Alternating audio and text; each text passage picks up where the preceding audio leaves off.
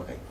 El siguiente problema que vamos a describir aquí pretendería mostrar la utilidad que tiene GeoGebra para hacer conjeturas una vez que se plantea un problema geométrico, ¿verdad?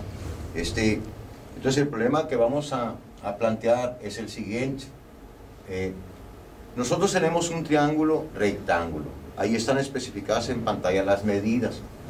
Vamos a tomar un punto sobre la hipotenusa y vamos a construir, digamos, un rectángulo inscrito en el triángulo, de tal manera que podamos mover el punto sobre la hipotenusa y que el rectángulo permanezca inscrito. Entonces las preguntas en el problema dirían esto. Bueno, para explicar mejor, digamos, cuál es la situación de la que estamos hablando, vamos a ir a la construcción en GeoGebra. Lo que tenemos aquí es, digamos, un triángulo que es rectángulo, ¿verdad? El ángulo recto está en A. Y entonces tomamos un punto P que se mueva sobre la hipotenusa. Y entonces, las preguntas que vamos a hacer tienen que ver con ¿qué? Tienen que ver con el segmento QR que aparece aquí en azul, ¿verdad? Entonces, una primera pregunta es que si existe una situación en la que ese segmento QR tiene un valor mínimo. Esa es una primera pregunta. Si la situación existirá o no. Y la segunda pregunta es que si ese valor mínimo existe, entonces, pues, ¿cuál es? ¿Verdad? Entonces, no pretendemos aquí resolver el problema. Solamente pretendemos cómo usar GeoGebra para generar conjeturas, ¿no? Entonces, ¿qué quiere decir eso en el problema? Bueno, cuando nosotros movemos el punto P, ¿verdad? Pues obviamente que el rectángulo se mueve, ¿verdad? Y la diagonal QR se mueve, ¿no? Nosotros podemos usar aquí las herramientas de GeoGebra para ir viendo incluso qué longitud tiene el segmento QR, ¿verdad? Bueno, pero lo importante es, como, digamos, si existe un mínimo, pues ¿cuál será? Entonces, uno podría pedirle la medida a GeoGebra de QR e ir viendo cuál es el segmento que alcanza la longitud mínima. Entonces uno ubicaría el punto P dependiendo de cuál sea la longitud de QR. Ubicaría el punto P aquí abajo, ¿verdad?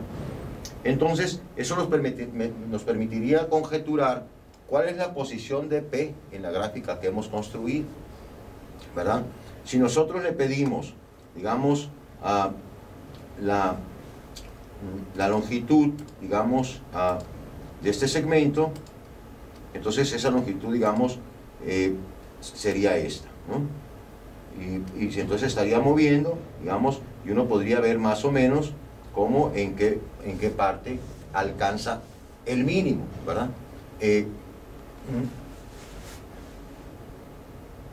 Bueno, una vez que, digamos, uno ubica más o menos la posición, pues entonces tendremos que ver cuál es la ubicación de este punto P, digamos, con respecto al punto A, digamos, del triángulo rectángulo, ¿verdad? Y entonces la conjetura, digamos, posible aquí es cómo localizar tiene que ver con de qué manera localizaremos este punto, ¿verdad? ¿Ok? Es una estimación más o menos de dónde andaría con respecto al punto A, ¿verdad? Y entonces la respuesta, digamos, a esto, bueno, es, digamos, algo que no vamos a dar aquí, pero que el estudiante estaría conjeturando a partir de simplemente poder arrastrar el punto P sobre la hipotenusa, ¿verdad? Entonces, bueno, el resto de la resolución del problema, que tendría que ver con la necesidad de demostrar, ¿verdad?, que ese punto P, digamos, está localizado sobre la perpendicular a la hipotenusa que pasa por A, digamos, eso es como un trabajo, digamos, que se haría a partir de la conjetura.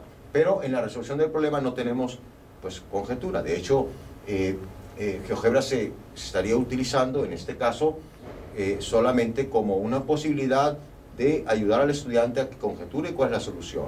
Y una vez que tenga una propuesta de solución, pues entonces ya nos dedicaríamos a tratar de resolver el problema, ¿verdad?